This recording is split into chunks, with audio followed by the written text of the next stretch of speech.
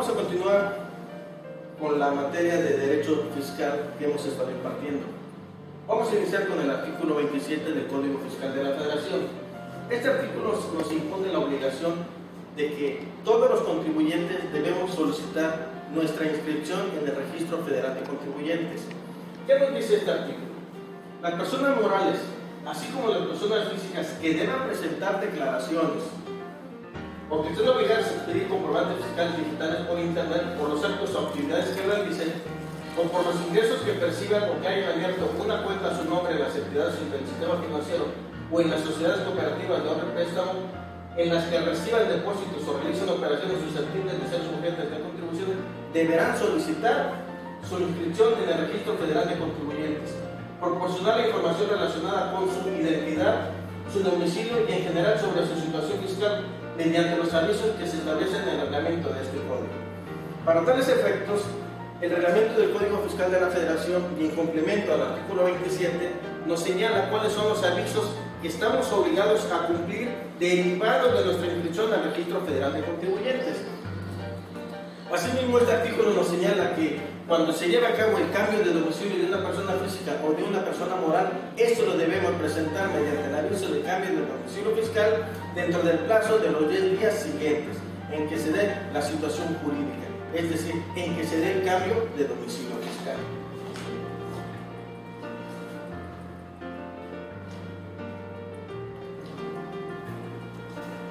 Mencioné hace un momento que el reglamento del Código Fiscal de la Federación nos habla precisamente de los avisos que se presentarán en relación con la solicitud de inscripción al Registro Federal de Contribuyentes.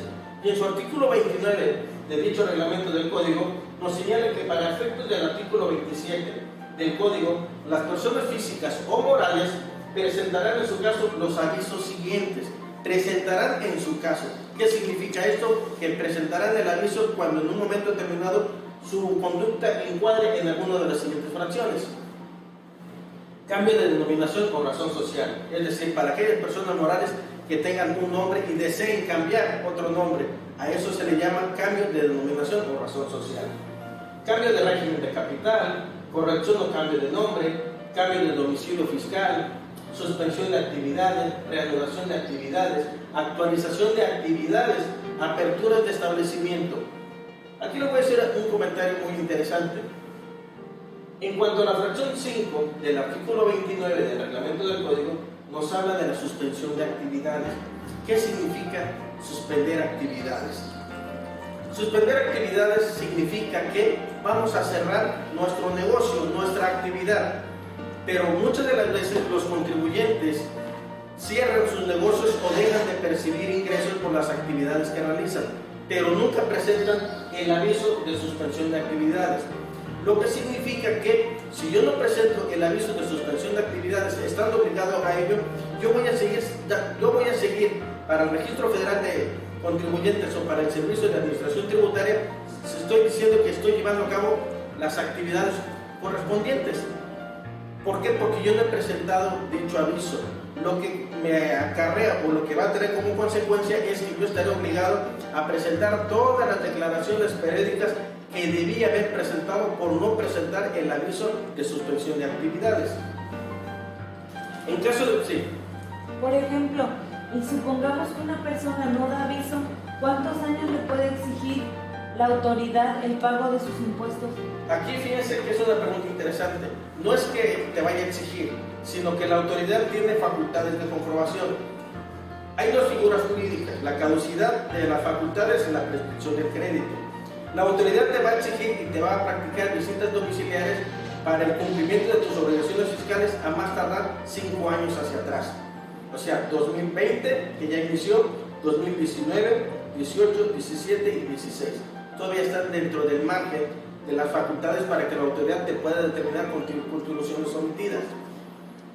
Por eso es bien importante que legalmente se presente el aviso de suspensión de actividades. ¿Qué es lo que hacen comúnmente los contribuyentes? Cierran sus establecimientos de manera física, pero se olvidan de presentar el aviso de suspensión de actividades. Como se olvidó presentar el aviso de suspensión de actividades, para la autoridad el contribuyente sigue activo, legalmente sigue activo. Físicamente cerró, pero legalmente sí se encuentra activo. Como consecuencia de que se encuentra activo, está obligado a presentar todas las obligaciones que tiene como contribuyente a cumplir. Y entonces no podríamos, no sé, promover algún recurso para acreditar que efectivamente estuvo cerrado, que no obtuvimos ganancias. En el recurso de revocación o el juicio de nulidad no se contempla esa situación, no se contempla esa hipótesis. ¿Por qué? Aquí, ¿qué es lo que va a pasar? Si la autoridad fiscal detecta que no has cumplido obligaciones durante un plazo de 4 años, tiene dos opciones. Una, requerirte los pagos provisionales. Si no te lo requiere, va a ejercer facultades de comprobación, es decir, a través de una visita domiciliaria o una revisión de gabinete. ¿En qué consiste eso? Meramente eso es una auditoría. Y te va a determinar un crédito fiscal dependiendo de los ingresos que obtuviste. Si no obtuviste ingresos, pues no te va a determinar nada porque no hay ingresos. Las contribuciones son derivadas de los ingresos. Si no hubo ingresos, pues no voy a pagar impuestos porque no generé nada. Pero sí estabas obligado a presentar el aviso de suspensión de actividades. Como no lo presentaste, estás obligado a presentar las declaraciones, aunque sea solo, pero preséntalas. ¿Y en qué va a basar la autoridad mis ingresos? ¿En estados de cuenta? En tus estados de cuenta. Cuando la autoridad ejerce facultades de comprobación, tiene la facultad de solicitarle a la Comisión Nacional Bancaria de Valores que los bancos proporcionen los estados de cuenta o las cuentas bancarias del contribuyente, dentro de las cuales van a aparecer no nada más la que tiene como cuenta fiscal, que le llaman cuenta bancaria fiscal, sino van a aparecer todas las cuentas. Y entonces, si hay depósitos en estas cuentas bancarias y no están engranados a la contabilidad, se va a presumir que son ingresos omitidos y por lo tanto te va a determinar contribuciones omitidas. Eso es lo grave de esto. Gracias. ¿Y ese es siempre, por ejemplo, la autoridad, a todos los contribuyentes pasa eso? ¿O es de forma selectiva, escalonada? O... Se hace un análisis. Hay contribuyentes a los que están obligados a presentar declaraciones informativas. Hay declaraciones informativas donde tú informas quiénes son tus 50 principales clientes y cuáles son tus 50 principales proveedores, que es la declaración informativa de operaciones con terceros. A lo mejor tú presentas tu declaración y dices, yo obtuve de ingresos 5,000 pesos en el mes. A ver, vamos a ver. Chécale a sus proveedores cuánto él le ha pagado a sus proveedores y sus clientes cuánto le pagan a él. Entonces ahí, cuando los clientes informen a la autoridad, van a decir, yo le pagué 1,000 pesos, yo le pagué 10,000, yo le pagué 20,000, yo le pagué 30. Dice, a ver. Tú me estás diciendo que obtuviste de ingresos 5,000, pero tus clientes están diciendo que a ti te pagaron más de 50,000 pesos. Entonces es un poquito rojo. Sí, eso está llamando la atención. ¿Y no se viola el principio de privacidad? No, porque el SAT cuenta con toda la información correspondiente. En el Código Fiscal de la Federación se establece que la información que tiene el SAT en su poder sirve para motivar las resoluciones. ¿Sí? Está en el artículo 63 del Código Fiscal de la Federación. Entonces, aquí ellos ingresan, obtienen toda la información. Y es ahí donde existe discrepancia prácticamente. Y entonces este contribuyente es un foquito rojo que está llamando la atención. A ver, vamos a practicarlo en la auditoría. Y es ahí donde se va a detectar que el contribuyente no cumplió correctamente con la obligación de contribuir para sufragar los gastos públicos.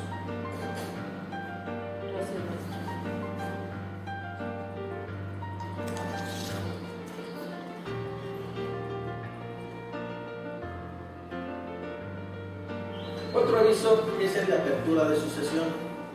Los contribuyentes cuando fallecen tienen la obligación, no el contribuyente que falleció, sino su representante legal. El representante legal tiene la obligación de presentar el aviso de apertura de sucesión. ¿Cuál es la finalidad de este aviso? Pues prácticamente que el crédito fiscal no se extingue con la muerte del contribuyente, no se extingue. Aquí el contribuyente fallece y el representante legal del contribuyente tiene que presentar el aviso de apertura de sucesión para que el representante legal cumpla con las obligaciones que el difunto dejó de cumplir. O sea, para que se le, digamos, condene al pago del crédito que no pagó. Así es. Así sea, por ejemplo, en el caso de que no cerró el negocio, que lo cerró y En no un juicio dio testamentario. En un juicio testamentario le dan vista al fisco estatal, al fisco. ¿Cuál es la finalidad de que le den vista a la Secretaría de Hacienda?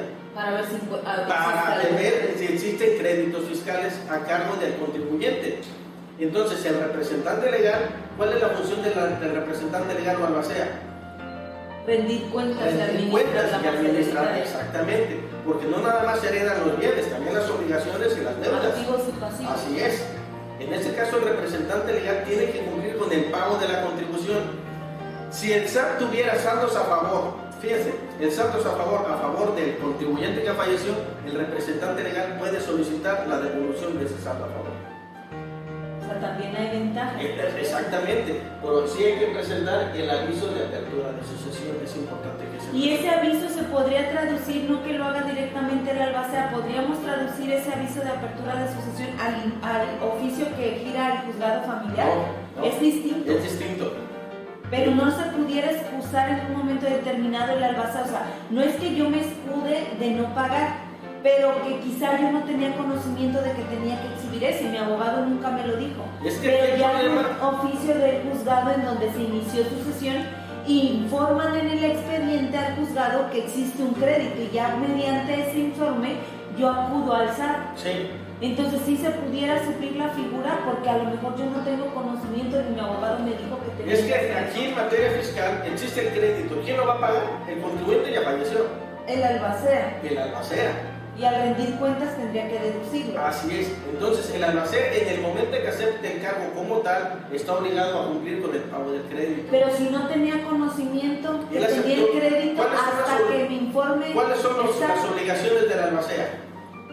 Rendir cuentas, administrar, realizar avalúos, sí, administrar, rendir, por ejemplo, mi inventario, decir, ¿sabes qué? Con los ¿Cuánto tengo de derecho de cobrar y cuánto tengo de obligado a pagar, no? Ajá, pero me refiero que, por ejemplo, yo acepto el cargo de albacea, pero yo desconozco la totalidad de pasivos. A lo mejor sí reconozco que el finado tiene una deuda con Pedro y tiene otra deuda con Juan, y sé que tiene otra deuda con el banco, que había un contrato en el que se estipulaba que la deuda no se extinguía, y tengo pleno conocimiento de eso, pero no tengo conocimiento yo como albacea de que tenga un crédito en el SAT, o sea, una deuda. Y yo me entero hasta que con los oficios que gira el juzgado llega y dice, ¿sabes qué? El finado tiene un crédito por, no sé, un ejemplo, 100,000 pesos. Y es hasta entonces yo como albacea me doy cuenta. Y como no sé que se tiene que llevar el aviso de la sucesión, me constituyo al SAT y le digo, ¿sabes qué? Es que pues, sí, efectivamente la masa hereditaria cuenta con, no sé, 10 millones o 1 millón y te debo 100, te los voy a pagar. Pero si ya me informaste tú mediante el juzgado y yo bajo protesta de decir verdad te digo que no que desconocí hasta este momento, ¿pudiera suplir eso? O forzosamente ya una vez que me constituya me va a decir el SAT, pues elabórate el documento, me lo entregas y yo te hago saber de manera directa a ti que la misma información. Exactamente. Aquí no es que por el oficio ya tenga la personalidad, no. Aquí él acepta el cargo como tal y entonces sí va a comparecer ante la autoridad fiscal para decir, mira, yo soy el albacea, lo acredito con el documento donde estoy aceptando el cargo como con tal. Con mis copias certificadas. Exactamente, y ahí ya tiene personalidad para que el SAT ya le pueda proporcionar la información. Ahí ya. Y él como representante legal tiene que presentar el aviso de y ese aviso de apertura de sucesión me lo tiene que hacer un abogado en el SAT. En el SAT. Ahí en el SAT le van a hacer el aviso. Van a ingresar electrónicamente y van a presentar el aviso de apertura de sucesión y van a anexar el nombramiento de albacea. Ah, bueno, sí. O sea, de ahí hay el apoyo. Sí, así, hay el apoyo para presentar todos los avisos. Gracias. El artículo 28 del Código Fiscal de la Federación nos habla de la obligación de llevar contabilidad, es decir, todos los contribuyentes están obligados a llevar contabilidad de conformidad con el artículo 28 del Código Fiscal de la Federación. Asimismo, el artículo 29 nos habla de que todos los contribuyentes están obligados a expedir comprobantes fiscales. Y el artículo 29A nos señala cuáles son los requisitos que deben de cumplir los comprobantes fiscales que estoy obligado a emitir. Hoy en día todos los comprobantes fiscales son electrónicos. Luego entonces, cuando se lleva a cabo una operación de compra y venta, el mismo contribuyente al generar la factura electrónica ya está enviando una al contribuyente, una al servicio de administración tributaria y una que se le queda a él. Luego entonces el servicio de administración tributaria ya sabe en este momento cuáles son los ingresos que percibiste y cuáles son los gastos que efectuaste. Ya lo saben. Ya no es como antes que pudiéramos hacer maniobras para efectos de emitir mayores gastos. Hoy en día ya no se pueden hacer esas maniobras. Antes se podía hacer porque era todo el papel. Pero hoy en día es difícil evadir un impuesto.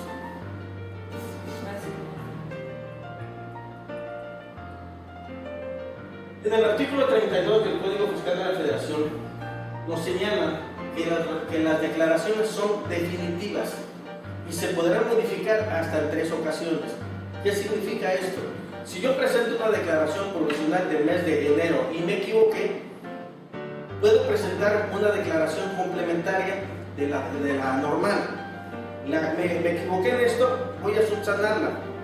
Si con la declaración, primera declaración, que voy a modificar a la normal, modifico, con eso más que es suficiente. Pero si no logro modificar con la primera, voy a presentar hasta 3 declaraciones que van a modificar a la declaración normal. Pero también hay una excepción a la regla. La regla general es de que el contribuyente va a presentar 3 declaraciones complementarias que subsanen a la normal, salvo que se trate de otras cuestiones. Si se trata de incrementar ingresos, el SAT te dice, preséntame todas las declaraciones complementarias que quieras, porque es a favor de la autoridad. Si es a favor del contribuyente, hasta 3 declaraciones complementarias. Si es a favor de la autoridad, las declaraciones que sean necesarias. Las declaraciones que se presenten los contribuyentes serán definitivas y solo se podrán modificar por el propio contribuyente hasta en 3 ocasiones, siempre que no se haya iniciado ejercicios de facultades de comprobación. Aquí, ojo. Antes de que se inicien facultades de comprobación, ustedes pueden modificar la declaración normal hasta en 3 ocasiones. Una vez que se iniciaron facultades de comprobación, el contribuyente ya no puede modificarlas, porque es una limitante. Por eso necesita decir siempre que no se haya iniciado facultades de comprobación. Si ya se iniciaron facultades de comprobación, yo ya no puedo modificar la normal. Pero también nos dice, no obstante lo dispuesto en el párrafo anterior, el contribuyente podrá modificar en más de 3 ocasiones las declaraciones correspondientes, aun cuando se hayan iniciado facultades de comprobación en los siguientes casos. Cuando solo incrementen sus ingresos, eso es lógico. Si yo voy a incrementar ingresos, como consecuencia voy a pagar más impuestos. Sería ilógico que ya no le permita presentar declaraciones, ¿no? Porque es el beneficio de la autoridad.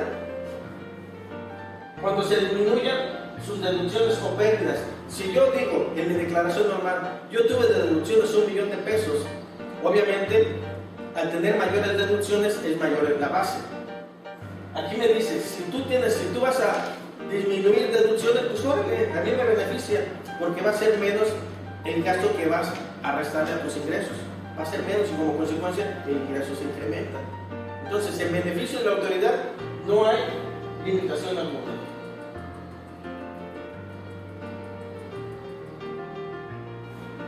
El artículo 34 nos habla de las consultas fiscales. Las autoridades fiscales solo estarán obligadas a contestar las consultas sobre situaciones reales y concretas que le hagan los interesados individualmente.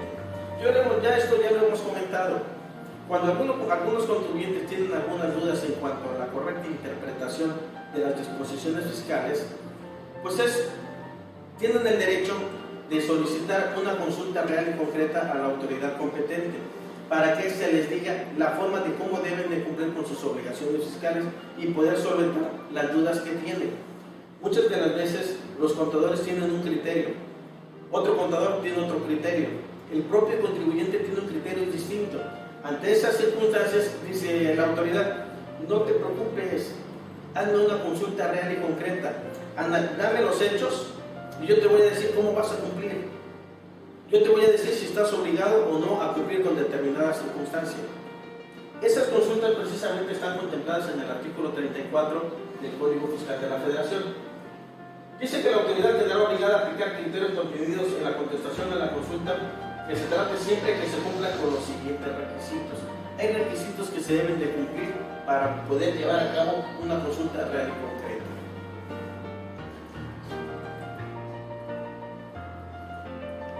Supongamos que yo formulé una consulta real y concreta y se emitió una resolución favorable a mí como contribuyente. ¿Qué nos dice el 36? Las resoluciones administrativas de carácter individual favorables a un particular solo podrán ser modificadas por el Tribunal Federal de Justicia Administrativa mediante juicio iniciado por las autoridades fiscales. Este artículo 36 contempla la figura del juicio de lesividad, lo que significa que la propia autoridad que emitió la resolución no la podrá revocar a su favor. Ya emitió la resolución favorable y ya no la puede modificar. Es necesario que otra autoridad solicite la modificación de esa resolución. ¿Y ante quién se va a promover? Ante el Tribunal Federal de Justicia Administrativa. Eso está contemplado en el artículo 36 del Código Fiscal. Este es un ejemplo que nos puso la clase anterior. Así es. Solo una autoridad puede hacer. Solamente la autoridad es la que va a promover. Y en este caso, la autoridad que solicite que se modifique la resolución va a ser actor. La demandada va a ser la autoridad que emitió la resolución favorable al contribuyente. Y el contribuyente va a ser el tercero interesado. Sí, sobre eso.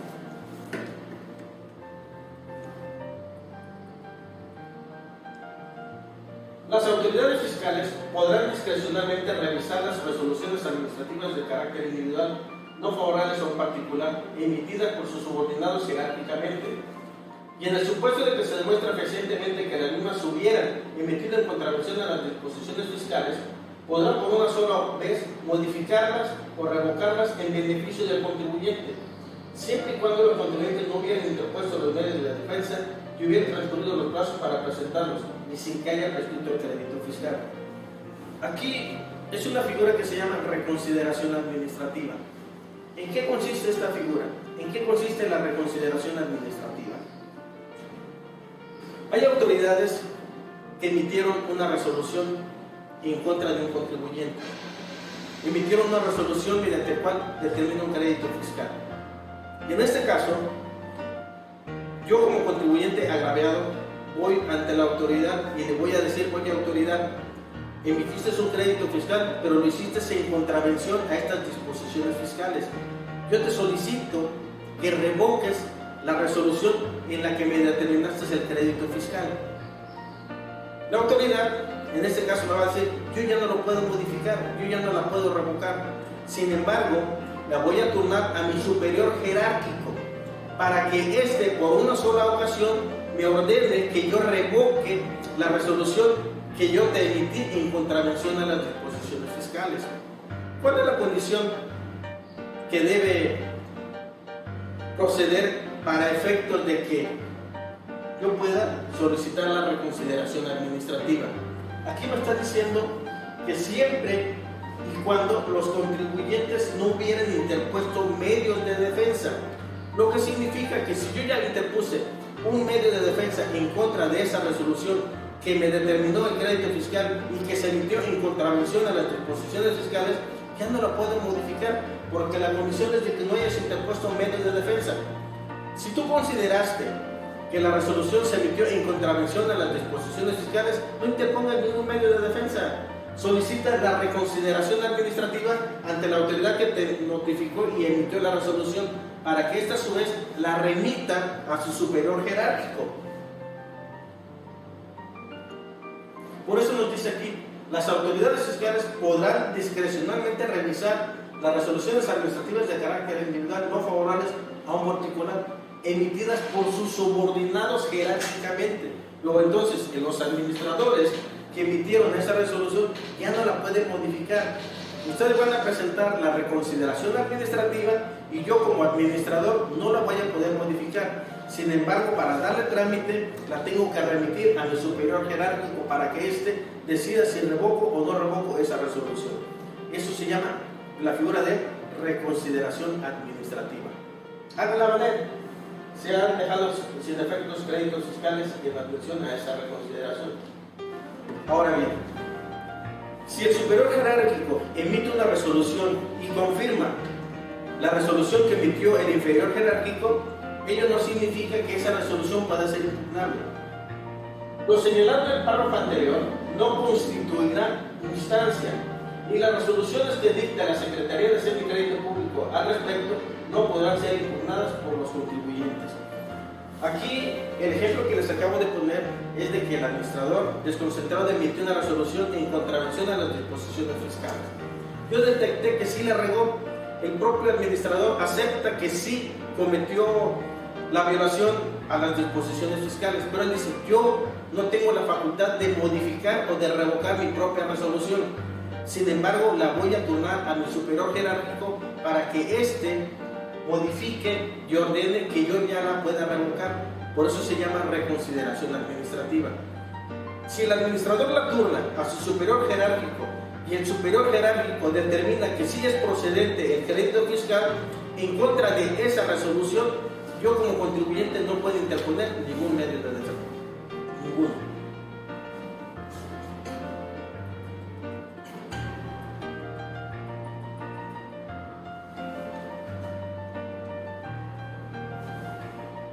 El artículo 38 nos señala los actos administrativos que se deben de notificar deberán contener por lo menos los siguientes requisitos. Yo aquí les aconsejo como estudiantes de Derecho que este artículo solo aprendan de memoria y lo puedan interpretar, lo analicen, porque prácticamente este artículo es la columna vertebral de todo el acto jurídico. Los actos jurídicos cuando nacen a la vida nacen con la presunción de ser válidos, pero este artículo le va a permitir demostrar lo contrario. ¿Qué nos señala este artículo 38? Los actos administrativos que se deban de notificar. Luego entonces son aquellos actos que se van a notificar al contribuyente, que van a salir de las oficinas para notificar sobre un contribuyente y va a afectar la esfera jurídica del contribuyente. Los actos administrativos internos, esos no deben reunir estos requisitos porque no afecta la esfera jurídica de un particular.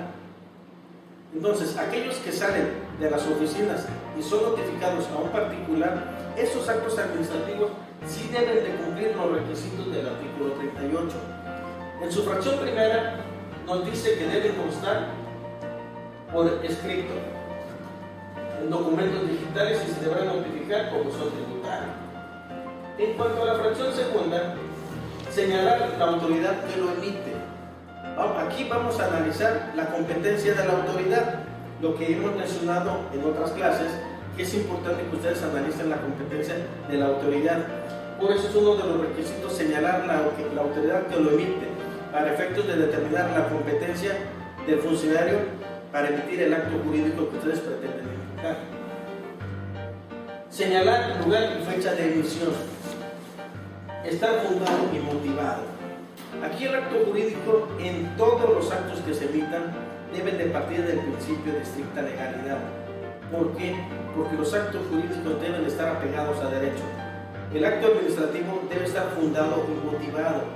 Cuando se emite un acto jurídico, se deben de señalar los artículos aplicables al caso concreto, para efectos de que ustedes como contribuyentes puedan impugnar vicios propios del acto jurídico. ¿Por qué creen que sea importante señalar lugar y fecha de emisión? ¿Creen que sea por tradición? Nosotros como estudiantes hacemos un escrito X y le ponemos siempre la fecha. ¿Por qué creen que sea importante que la autoridad en el acto administrativo que emite se señale lugar y fecha de emisión? ¿Por qué sea importante la fecha de emisión? Porque será el término que vamos a tener para poder hacer valer algún medio o algún recurso. No. La fecha de emisión es importante porque nos va a señalar cuándo se emitió. Si se emitió en el mes de marzo, obviamente vamos a aplicar las leyes del mes del ejercicio que corre. Si se emitió en el año 2020 y voy a hacer una auditoría, yo no puedo aplicar disposiciones anteriores, sino las vigentes en el momento de su causación. Por eso es importante señalar la fecha de emisión. Puede suceder que le vayan a practicar una auditoría. A lo mejor ahí van a emitir la fecha de emisión de hoy, van a revisar ejercicios anteriores, pero ahí van a aplicar las leyes de los ejercicios anteriores. ¿Sí me explico? Sí. Ostentar la firma del funcionario competente. Hoy en día todos los funcionarios emiten firmas electrónicas avanzadas, pero todavía hay dependencias donde emiten los actos jurídicos con firmas autógrafas. Muchas de las veces el Seguro Social me ha tocado ver algunos actos que emiten y los emiten con un facsímil, con un sello. La pregunta, ¿eso es válido o es inválido? ¿Qué consecuencias jurídicas acarrea el que un funcionario estampe su firma con un sello o con un facsímil? Pues obviamente va a ser nulo. ¿Qué significa firma? Es estampar con puño y letra, no sé, algún gráfico. Pero el estampar con tu puño y letra significa que estás aceptando las consecuencias que va a acarrear el acto que estás emitiendo. Luego entonces, si un acto administrativo es emitido con una firma facsimilar o con un sello, es ilegal, no hay consecuencias jurídicas. Entonces, este artículo no nos señala que sea firma autógrafa, pero la Corte sí lo ha establecido. ¿Y eso lo podríamos hacer valer en juicio? Sí, sí, así es.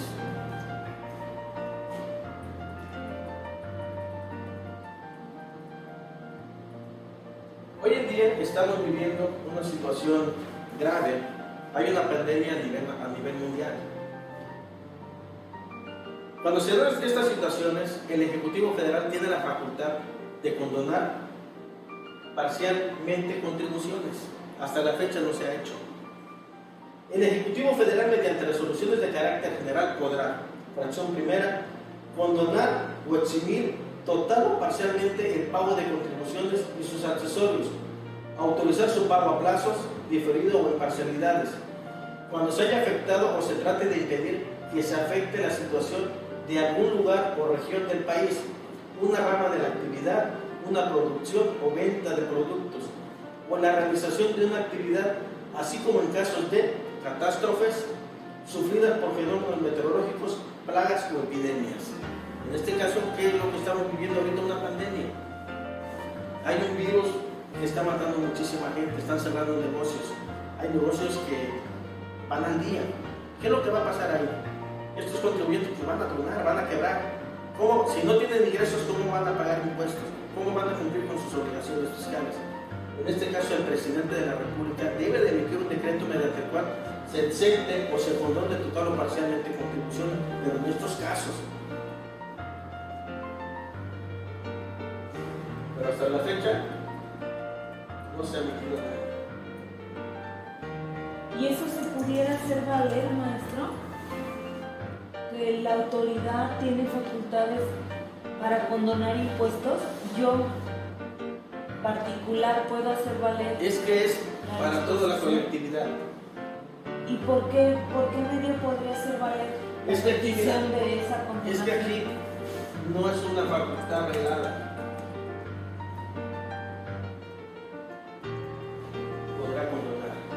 Es una facultad discrecional. Es optativo. Si fuera una facultad reglada, si le pudiéramos hacer valer, aplícala. Yo estoy en esta situación, condóname mis impuestos. Yo ya quebré. Pero como es una facultad discrecional, si quiere la aplica y si quiere no lo aplica. Entonces no lo vas a poder obligar. Pues bien, vamos a dejarla hasta aquí.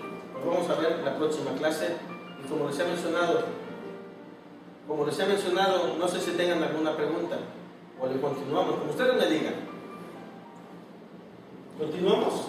Ajá, para que terminemos la explicación del optativo. Dice el artículo 40. Las autoridades fiscales podrán emplear las medidas de apremio que se indican a continuación. Aquí en este caso habíamos mencionado que los actos administrativos tienen dos características: la presunción de validez y la ejecutoriedad. En este caso, las autoridades fiscales, para hacer cumplir la ejecutoriedad del acto administrativo, pueden utilizar las medidas de apremios que establece el artículo 40, dentro de las cuales está solicitar el auxilio de la fuerza pública, imponer las multas correspondientes en términos de este código, practicar el aseguramiento precautorio de bienes o de la negociación, y solicitar a la autoridad competente se proceda por desobediencia o resistencia por parte del contribuyente responsable solidario. Estas son las medidas de premio que va a utilizar el servicio de la autoridad fiscal para efectos de hacer cumplir los actos administrativos que se están emitiendo.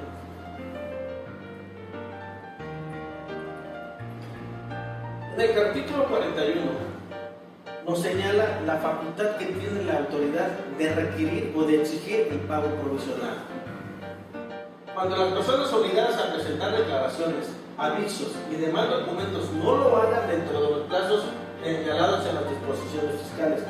Habíamos quedado en clases anteriores que las declaraciones de pago provisional se presentan a más tardar el día 17 del mes inmediato posterior al periodo.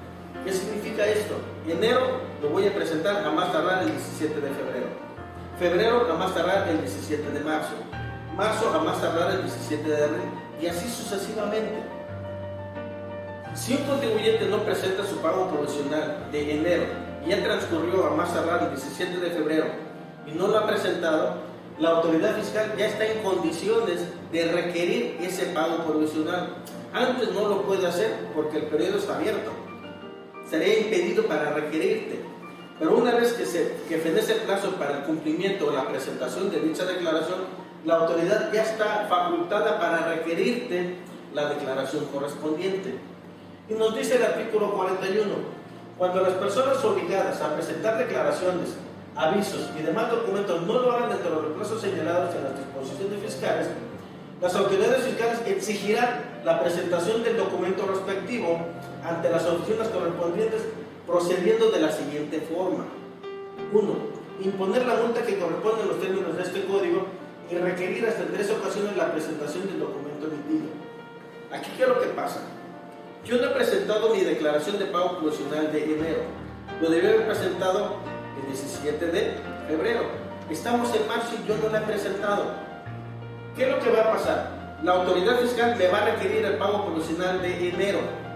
Y por el solo hecho de requerirme el pago provisional, me va a imponer una multa por no haber presentado en tiempo y forma mi obligación de la declaración correspondiente. Una vez que me requiere, me impone la multa y me da un plazo de 15 días para que cumpla con el documento omitido. Si yo no cumplo dentro del plazo de los 15 días que me están otorgando en el requerimiento para la presentación de la declaración emitida, me van a imponer otra sanción. Luego entonces aquí va a haber 2 sanciones. Una, porque te está requiriendo el pago provisional. Y la otra es por no cumplir dentro de los 15 días con la presentación del pago provisional. Aquí, vuelvo a aclararles, son 2 multas las que les van a imponer, entonces ojo con ello.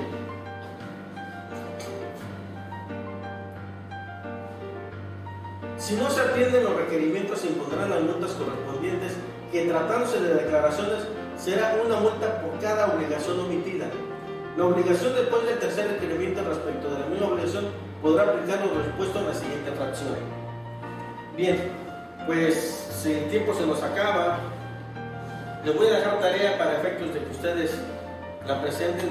Les voy a estar mandando material a través de nuestro sistema Classroom. Cualquier duda que tengan pueden llamarme por teléfono o bien vamos a interactuar en el sistema. Gracias.